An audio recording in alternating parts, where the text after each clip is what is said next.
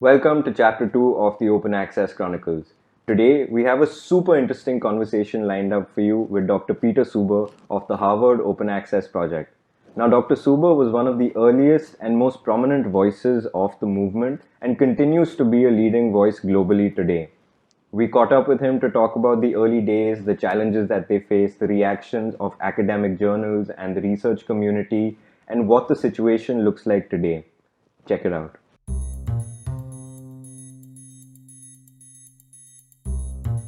People who are not familiar with the term or not familiar with the movement, what exactly is open access and what are the core principles of the movement? Open access is to scholarly literature roughly what open source is to software. First, it means that it's available free of charge. It's available free to those who have access to the internet. The other half of it is that needless copyright and licensing restrictions have been stripped away. So not only do you have access for reading, you also have permission to use and reuse the work. You can redistribute it to other people. Very often you can make modifications. I sometimes put it this way: open access removes price barriers as well as permission barriers. So you don't just get the work free of charge, you also get it free of these unnecessary and actually obstructive copyright and licensing restrictions. So, what led up to the birth of this movement, or to put it differently, why did people feel that it was necessary for something like this to come about in the first place? There are roughly two causes. We can also identify more if we want, but one of them is the advent of the World Wide Web. The World Wide Web is a new medium for distributing anything, including scholarship. In fact, people started doing that before there was a web.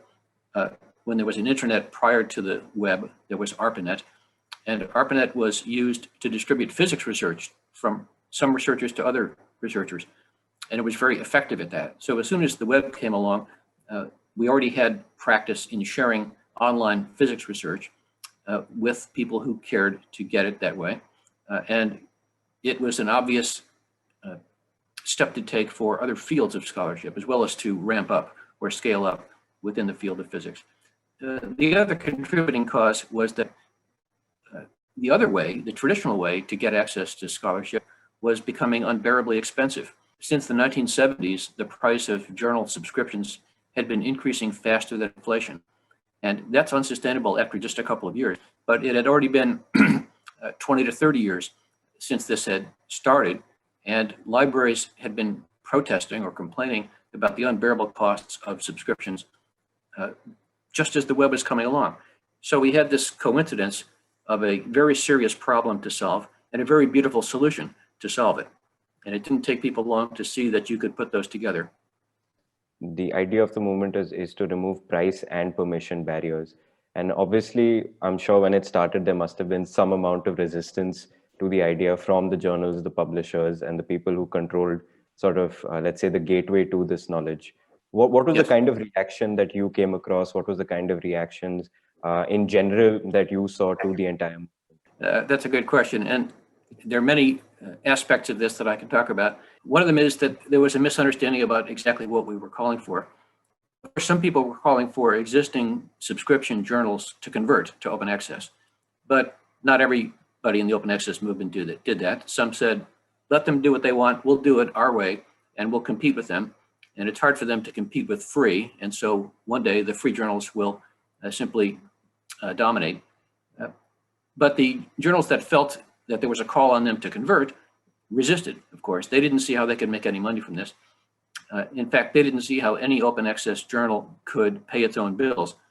And they used to point out, publishing is not free of expense, and you still have to cover the costs. But open access advocates at the time knew that, and publishers who raised that objection were simply not paying attention. Publishers said, you're assuming there are no production costs, and that was false. There was no assumption that there were no production costs. Even at the time, there was more than one way proposed to make open access possible. One way was through journals. So on that path, there was another fork.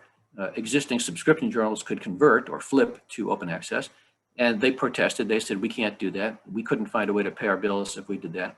The other way is for brand new open access journals to launch, journals that were open access from birth and didn't have to convert or flip. And again, the same problem was, how do they pay their bills?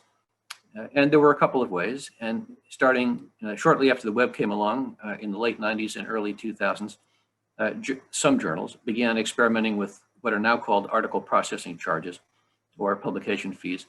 And the idea behind those was if somebody at the author's end pays the cost of production for the journal, then the journal is already compensated for its expenses and it can make the resulting work freely available to the world, does not have to charge for access.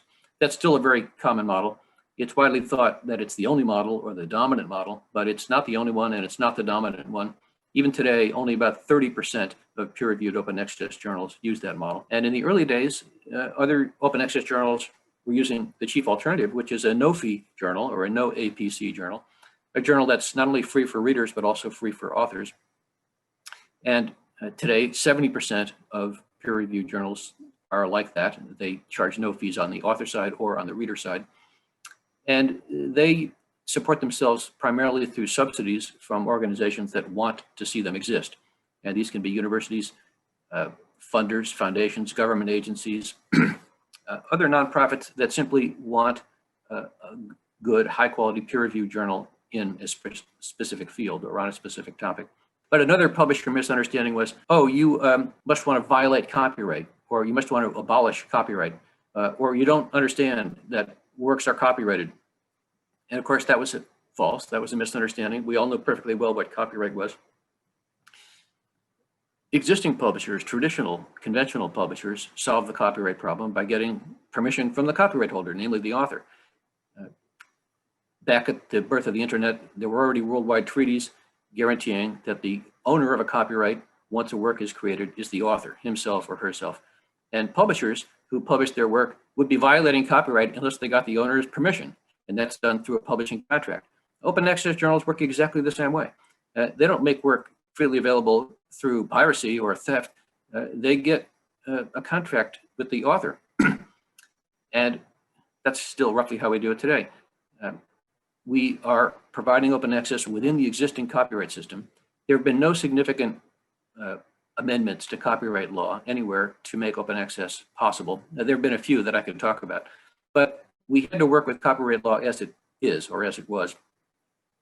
And again, publishers didn't realize we had solutions to that. So one of their complaints was, you're breaking the law. This must be illegal somehow. And then they misunderstood quality. They assumed the only people who would make their work open access are people who write low quality scholarship. Because if it were high quality, they would submit to traditional journals.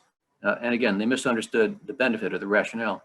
The reason why open access people who understand it and see the benefits, don't submit their work to traditional journals is that they don't want it to be locked up behind a paywall.